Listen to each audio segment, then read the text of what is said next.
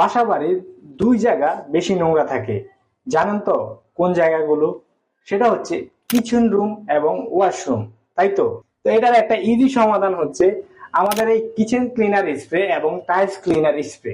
এগুলোর কাজ কি? এই যে ওয়াশরুমের এই দাগটার মধ্যে আমি হারপিক দিয়ে ঘষতেছি কিন্তু এগুলো উঠতেছে না। তারপরে কি করলাম, আমাদের টাইলস ক্লিনারটা দিয়ে আমি একটু স্প্রে করলাম। স্প্রে করার সাথে সাথে দেখেন কি সুন্দর এগুলো উড়ে যাচ্ছে।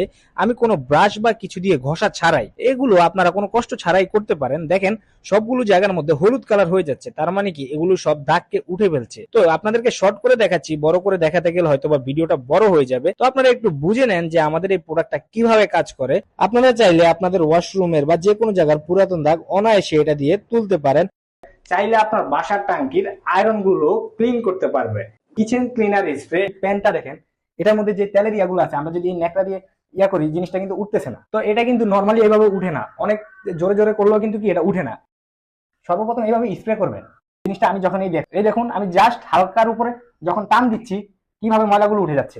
আমাদের এই ক্লিনার কম্বো প্যাকেজটি অর্ডার করতে আমাদের ইনবক্সে মেসেজ করতে পারেন বা আমাদের ওয়েবসাইটে গিয়ে আপনার নাম, নাম্বার, ঠিকানা দিয়ে অর্ডারটি কনফার্ম করতে পারেন। ধন্যবাদ।